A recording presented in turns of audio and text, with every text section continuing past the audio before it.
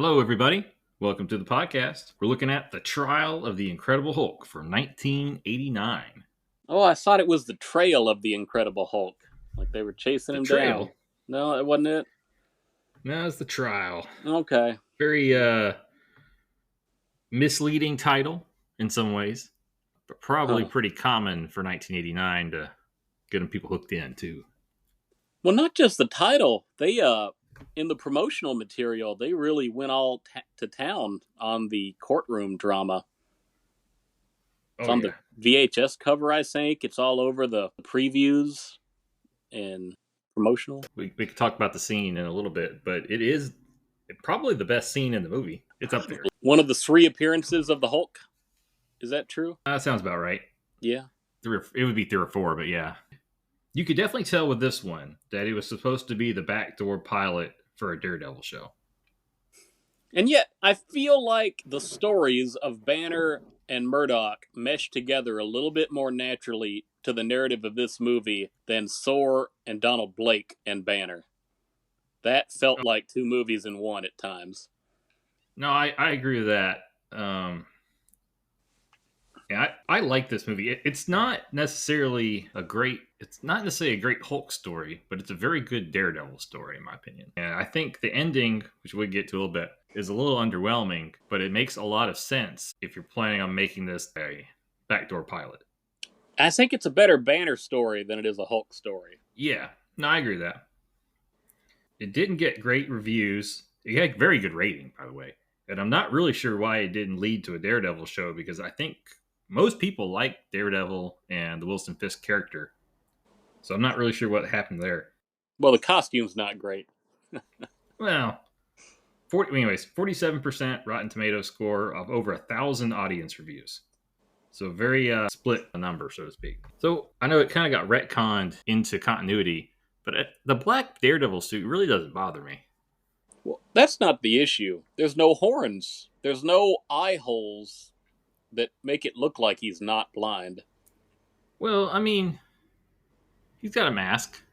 Yeah. I'm looking at this from 1989. The Flash costume in 1990 looked a lot better than Daredevil 1989.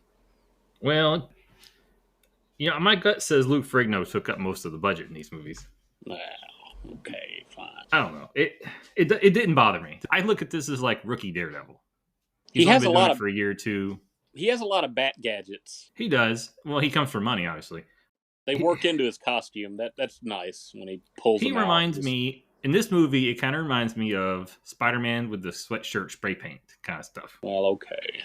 Or, when Spider-Man's wrestling the Macho Man Randy Savage in the first Spider-Man movie. Like that kind of costume. The Man Spider. Or what he call himself? Yeah, I can't remember. I ain't seen that movie in a long time. I want to go back and watch it just to see Macho Man. Yeah. But you got some nice star power in this movie. Yeah, John Rhys Davies is a headline. I expect he's going to be a bigger name than anybody else. Yeah, him and Bill Bixby would have been the 2 big ones. I'd have to go back and look at his timeline of his movies, whether or not he has really peaked at this point. No, no, and he did not have a shaved head, though I'm told I read that he did offer to wear a bald cap. He had another film where he really couldn't cut the hair. So he's got a ponytail in the movie. I don't know if they just didn't have a good-looking skull cap for him, or if they just said he just looked fine with a ponytail. Based off how they've done the other stuff, I can see why they weren't too concerned about comic accuracy. Well, the hair was less of an issue with me than the sunglasses. They wanted him to look menacing. Let's talk about it. Right, so for Kingpin, who's actually not called Kingpin, just Wilson Fisk, but he is the Kingpin person. My bigger thing with him, and I don't know how I feel about this, is somehow he's turned into a director, a film director. Yeah. Like it's an odd character change, and I think honestly it probably makes the hair and the sunglasses more palatable. Maybe. So when we are first introduced to him, Go ahead. It's the bank robbery scene, and he's got the 2 grunts, which I can't remember their name. One of them is a major recurring villain in this movie, but he's watching the various TV monitors, 6, however many, he's got the different camera angles, and he is directing the grunts what to do, where to go. And my first thought was that the sunglasses were virtual reality that he was sort of putting himself into the bank. But I guess that wasn't it, because he kept wearing them through the movie. When I watched this movie, it was the first time I had picked up on the whole directing thing. When I would watch this as a kid, this movie used to come on every 6 months or year. They would run all the Hulk movies on, I think, ABC or CBS, whatever it was. And I would watch them each year. We didn't have tapes back then. And as a 10, 12, 13, whatever age I was, I never picked up on that part. Probably because I didn't know what the director was. But it's very obvious if you're an adult watching it that is what's going on here. So his later goal is to get footage of Daredevil being killed. That's part of his master plan in this film. Yes. So he wants to create a true crime syndicate across all the major cities. Those cities have names. His city doesn't. But yeah, I forgot about that. For most of this movie, I just assumed we were in New York. I forgot the opening scene had Banner walking to the city with the mountains behind him and several other references to mountains in this city. Yeah.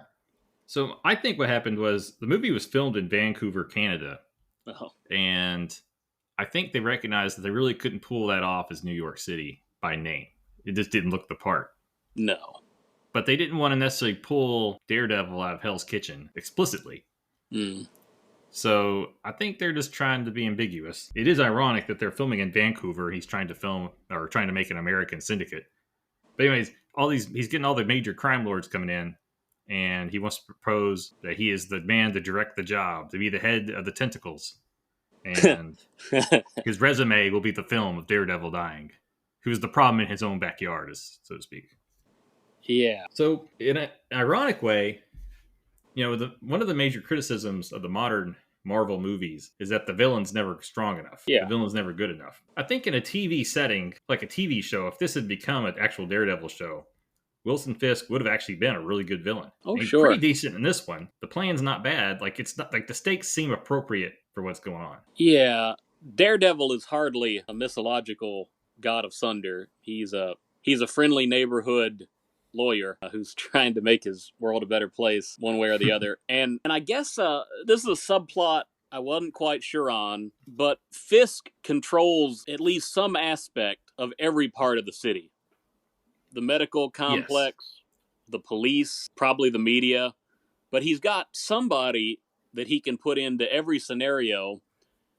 And the whole backstory with Matt Murdoch's frustration with the police force, but he has his own Commissioner Gordon, and I don't remember what the police guy was named or what his title was. I think it was Tully, and I forget his title. Let me see if I can find that. It's Tendelli. It's Department Chief Albert G. Tendelli. What does that even mean, Department Chief? He's their Commissioner Gordon. If this was the Gotham show, he'd be Commissioner Gordon. But he's not in control, but he's openly critical of corruption in the police force. And he says a line that inspires Matt Murdoch to become Daredevil. And there's a whole big flashback, but I don't feel like that plot thread fully matures in this movie because probably they were thinking ahead to a season show. Yeah, no, they set the scene for a very interesting season 1 of Daredevil. They had the characters they needed. They're all interesting. Good actors. It is kind of a shame that they didn't get greenlit. I don't think Donald Blake was likable enough to make a series out of that Thor movie. But what would have been the humor of him living in misery? Yeah, maybe. Anyways, I think this would have been a much better show. I think Daredevil, kind of like Batman, if you want to make a gritty crime show with realistic things going on, it kind of works without having to break the budget. So yeah, it is kind of a shame it didn't get picked up. And as I mentioned to you earlier, even if they didn't do a full-fledged season of Daredevil or whatever, it would have been nice to at least have an animated series of the Hulk and his incredible friends. I feel like Marvel took the opportunity in the 90s with the Fox Kids Network to do Spider-Man and X-Men that way. They worked in a lot of guest stars. And the people they didn't get to work in, they had other cartoon contracts, like Hulk. He might have had cameos, I think. I think his rights were already kind of getting jacked up. He was on UPN. He had a show on UPN. Yeah, UPN.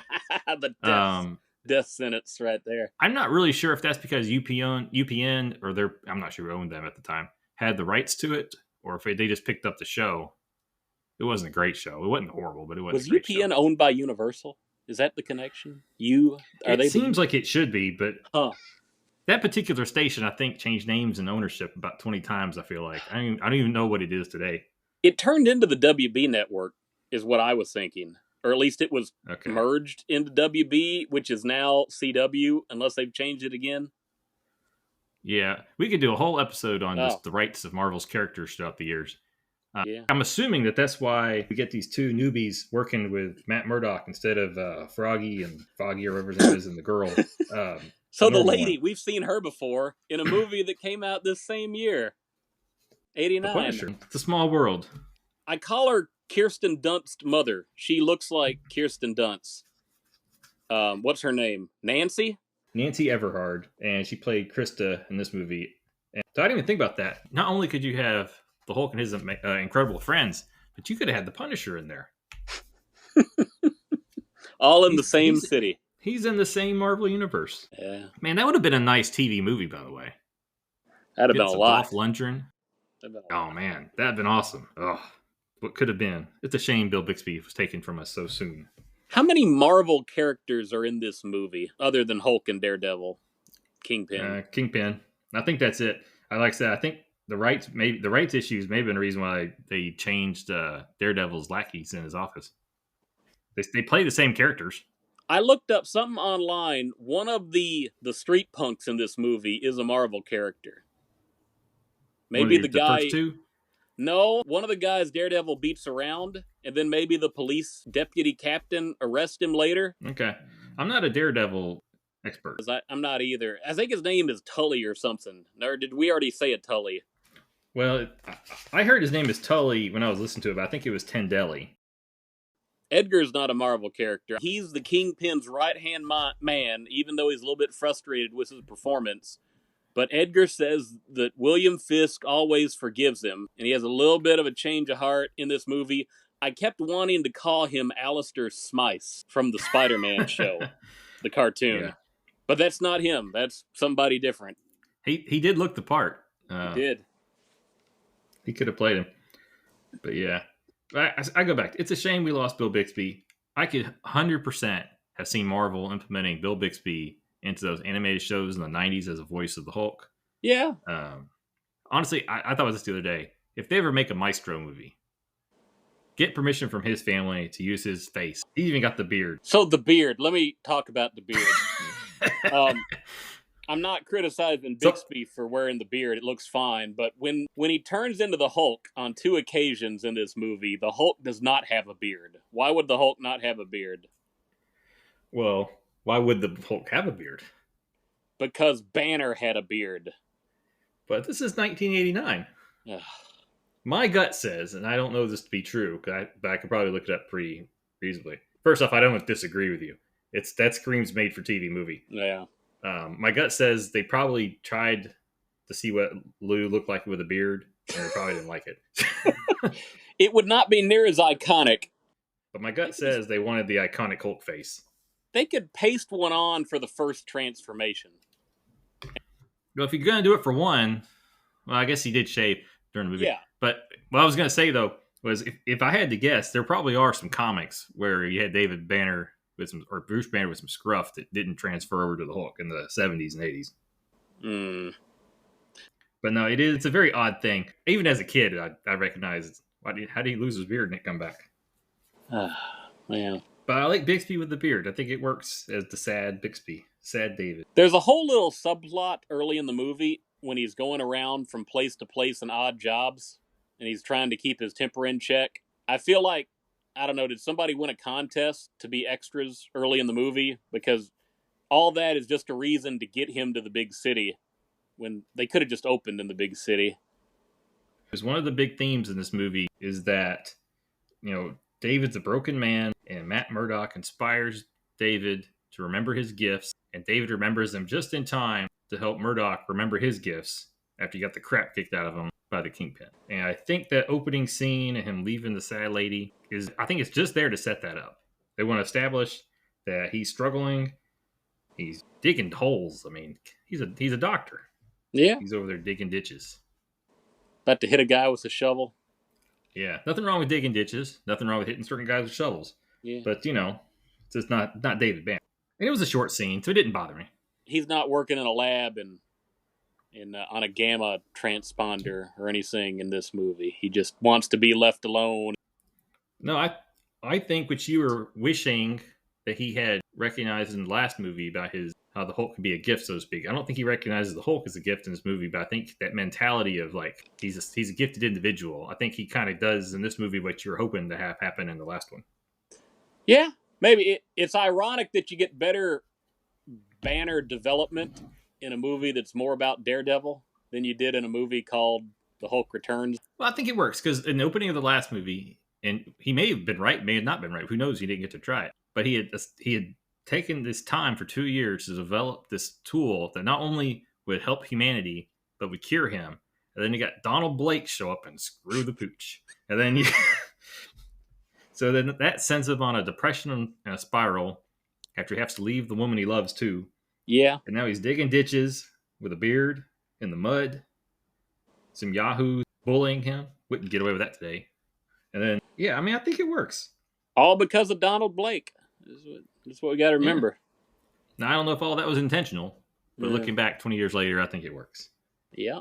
So the other big complaint about this movie is the final scene, you don't get the Hulk. I was disappointed, but I was okay with it. I think it makes sense in the context of a Daredevil pilot, and I think they gave us enough Hulk in the movie where I don't walk away from this movie thinking I didn't get enough of the Incredible Hulk. So I think it works in that sense. But I recognize that as like you're getting one Hulk movie a year. That you kind of want the Hulk worked into the climax. Yeah, it would have been fun to see him jump up and pull the Kingpin's helicopter down, even though it's not established that he's a great jumper from what I've seen of this continuity. Yeah, the problem is they're trying to set up a pilot, and they need the Kingpin to get away. You could fake the deaths, or you could have him mysteriously not be dead. I think for purposes of what they're trying to do, trying to accomplish. I think it is a classic damned if you do, damned if you don't kind of situation. Because if the movie had been picked up as a pilot and the Hulk had captured the Kingpin, you've probably created a plot hole. Yeah, he'd get out with another lawyer could get him off. The irony. Part of the reason the not putting the Hulk in the climax works for this movie is because Banner has to rediscover himself. And it's Banner who does the heroic deed with a little bit of help from Edgar the Eggplant. But again, it would have been nice to see the Hulk, be it ever so briefly. So I will say I had a tendency, let me see if I remember what happened. When I was watching both of these movies on my first go-round, each time we had a flashback scene that explained the origin of the guest characters, that was the point when I fell asleep in both movies. But with Hulk Returns, I fell asleep multiple times trying to get through the Hulk or the Thor flashback. But I was good once I got back, rested, and got back to this movie. Because I was really into Daredevil. Oh, that's interesting. Yes, I didn't have any other trouble after that. There actually is a lot of people dying in this movie compared to typical Hulk. So you have the guy get shot at the train station. That was awkwardly staged, that whole thing there. I didn't quite. It was. And when you're first watching it, you're like, why did they do that? But then you realize that they're charging Banner with murder. It's like, okay, well, if you're going to charge with murder, someone has to die. And obviously Banner's not going to do it. So you had to create some kind of situation like that. So I'll give him a pass for that. Clumsily done, but needed to be done. And then you had the nurse get killed. Executed, like Banner in the first movie. Yeah. And then I read that Hulk did this, electrocute a couple people and killed them, but I must have not been paying attention. I missed that. The warehouse, when he just throws a lot of people into stuff. Yeah, I think they're making assumptions that they died. Just because you've gone to electricity doesn't mean you're dead. That's true. Unless your skeletal remains is all that's left. That's when you know they died. Yes. But it was never explicitly said. And in general, the Hulk doesn't kill people. So I'm not convinced that Bixby, when he was directing that, was intending for that to be the outcome, so to speak. They've seen some sparks. I was a little bit disappointed we didn't get to see more of the old man on the subway car. I thought it was Dr. Vink from Are You Afraid of the Dark? Do you even follow that reference? I do. Vague. Kind of looks like Karl Tent. Marx or something like that. Yeah, he's an odd character. I'm not really sure why they included him. I guess. Yeah, they introduce him just so he can walk off to another car. I figured he would have Yeah. been the guy who got killed because he would have been a potential witness on what was going on, at least part of it. Well, that would have made too much sense. I know. Yeah. Movie. I liked how they had Daredevil to figure out Bruce's identity. Or his location. Well, it was a picture of his face. I'm talking about the picture of his face. Oh, Like, that. Hold so on now. Okay. Summarize that for me and I'll give you my opinion. All right. Daredevil has increased senses, basically. He can even read print with his fingertips. So I have no idea if that's comic book accurate. It seems like a stretch, but who knows? But anyways, so he meets with Banner. Well, Banner is held in captivity, and they're told that Ellie is saying that he's the one that attacked and not protected. And Banner's upset. Daredevil says, or Murdoch says, I'm going to do everything I can to protect you, get you off. I know you're telling the truth, which he can tell if someone's lying based off the heartbeat. That is comic accurate, I think.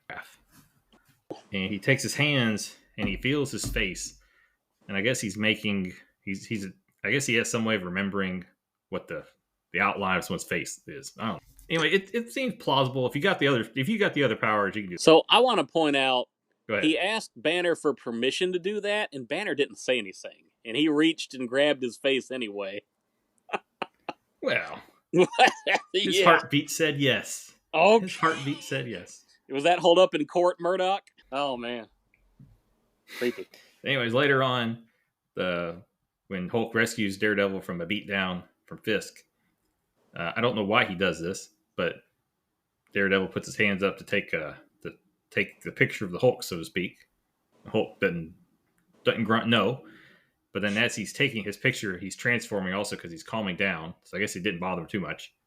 And then he sees the transformation. I don't know if he read the Hulk's face and decided it was still Banner's, or if he had the Hulk and then he felt it change into Banner's, but he's like, "Oh, poor Bruce," or something like that. I liked it. That was a nice touch. Yeah, I think he said Dramatic. you poor soul. Is this the early equivalent to what Black Widow does with the Hulk in the MCU movies? I don't think that that director was using this as source material. But no, it's good. It was good. Good scene. It led into a nice commercial break back in the day.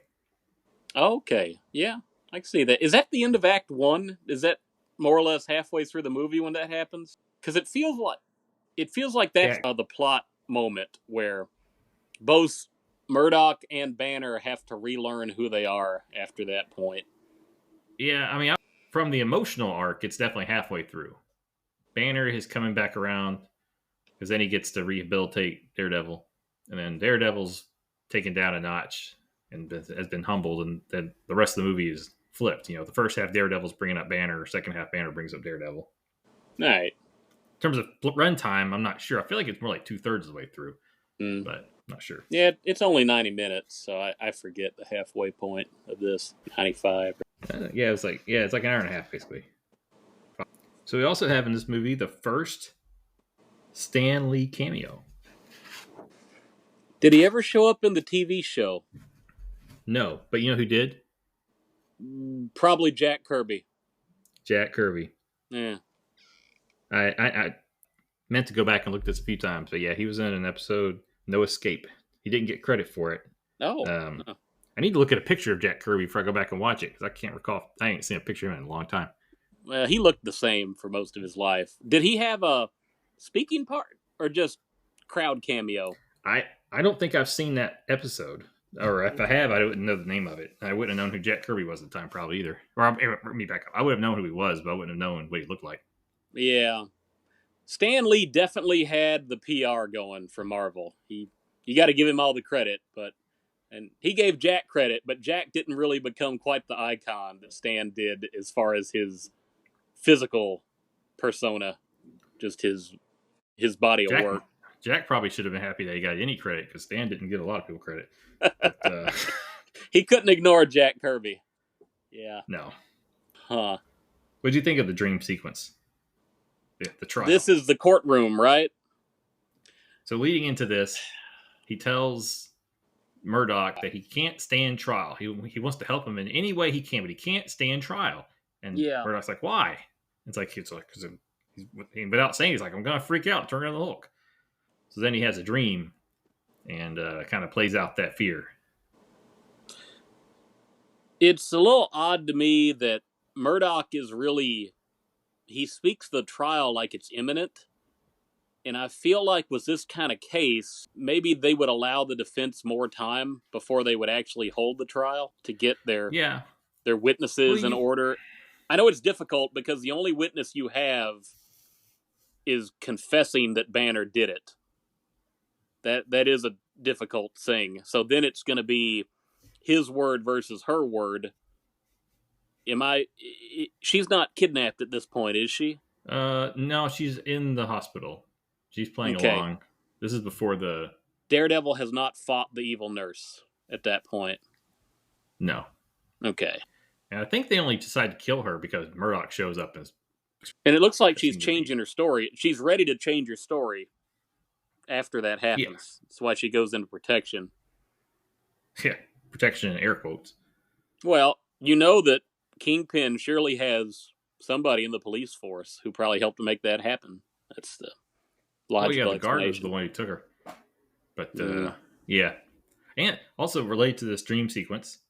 All right, so he has the dream, and then he wakes up, and then he freaks out from the dream, and he breaks out of jail. So that's a fun little scene there, too, where he's got his inmate attempted murderer, put his glasses on as he's leaving. But anyways, in the dream scene, I didn't realize this at the time, but apparently this is the only time that Lou Ferrigno ever donned the purple pants. No kidding. Because I noticed he was wearing purple, but I didn't remember what Banner had on because I didn't see. He was behind the stand. Oh, yeah. And it's interesting. You know, Hulk never kills an innocent person in the show. He never is really trying to kill anybody. But Bixby or Banner was always fearful of the Hulk killing someone. And you do have, because it's a dream sequence, it's kind of, in some ways, what lets it on that it's not really going on, is that he's strangling the lawyer who's been yelling at him. Prosecutor, right? Yeah, I'm sorry, prosecutor.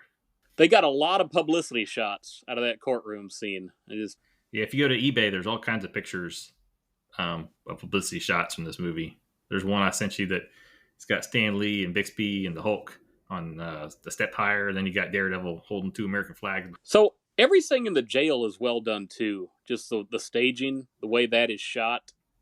This movie does several clever things with one. It looks like a one-shot camera, and just take one item and move it from different people.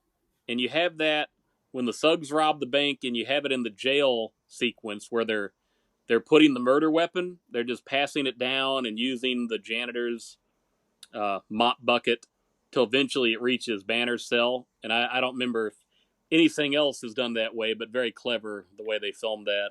Yeah. So I don't know if I have much else to say about this movie. Well, other than everybody should go watch it. So I don't remember the name of the thug. There are 2 thugs in the subway. The head thug, who I think is a blonde guy, and he's probably a little bit more famous actor than the other. Maybe it's like Novak is the actor name. But I wanted something worse to happen to him before the movie was over than what he got. He got beaten in a slapstick way. I wanted to see something like if he fell out of the helicopter or if he was the pilot, I would have been okay with that. Because I don't think I would have wanted him to be a pilot for me. He attempts rape on not 1 but 2 occasions in this movie, and I feel like he just doesn't get what he deserves before the movie's over. So I agree with that.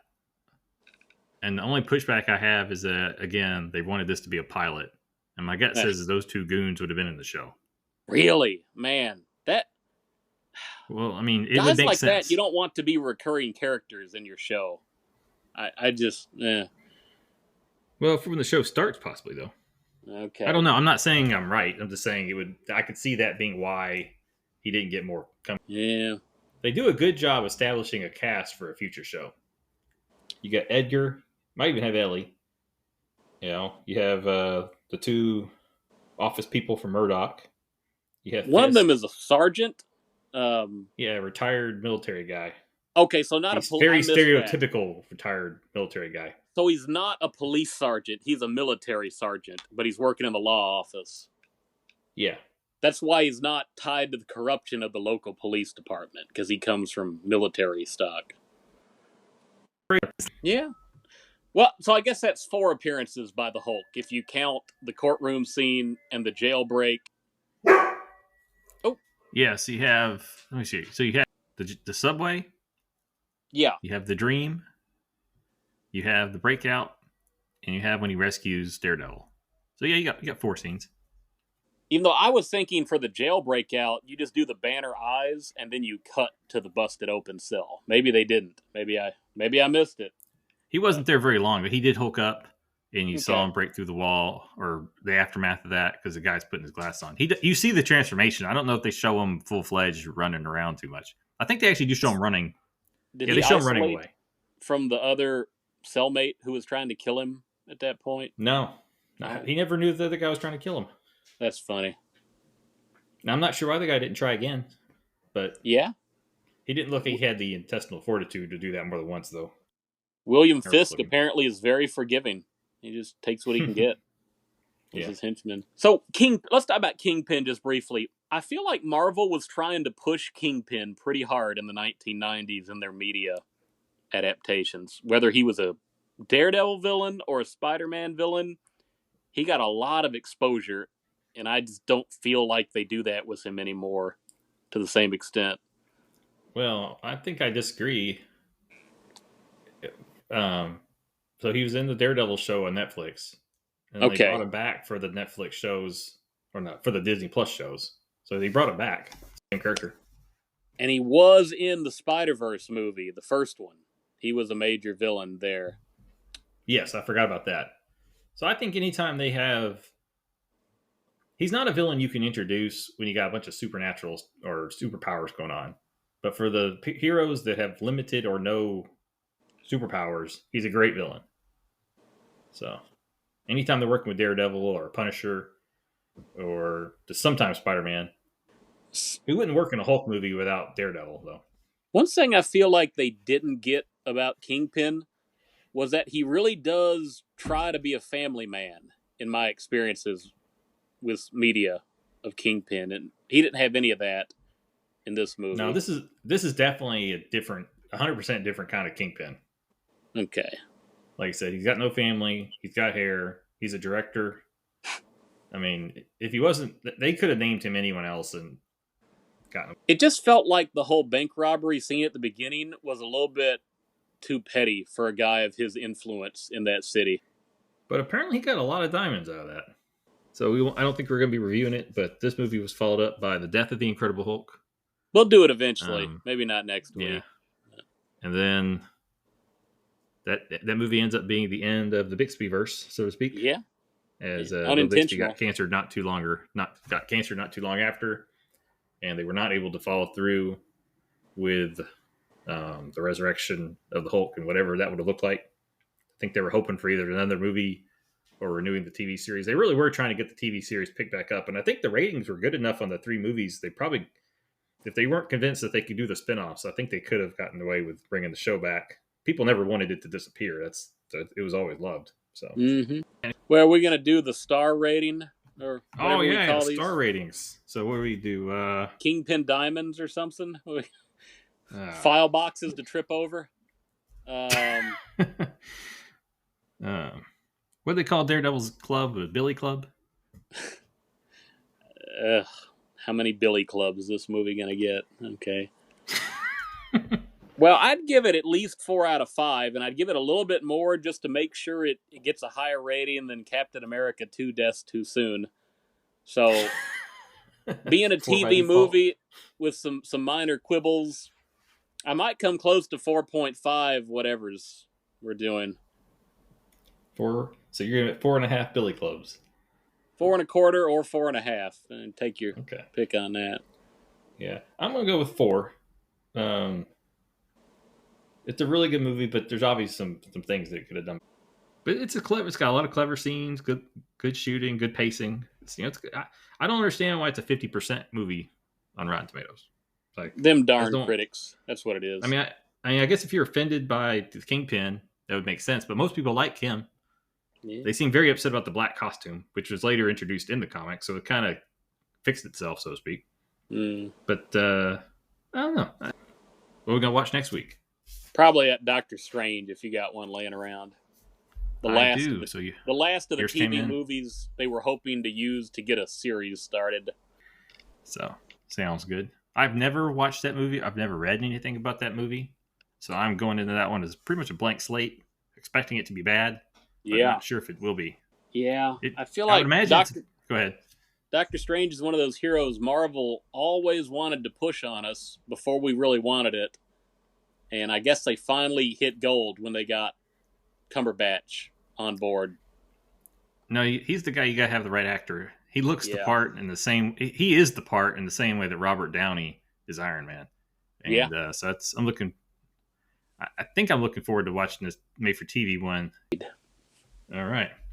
Well, that has been The Trial of the Incredible Hulk, which unfortunately will probably never be shown on television again these days. But how do you plead, innocent or guilty? Is it guilty? That's how we should have reviewed it, on a guilty verdict or innocent. But I say it's guilty of being fun. Guilty of a good time right there. Yeah. All right. Well, thanks, everybody. Come back. Give us good ratings if you like us. If you don't like us, don't rate us. And have a great week.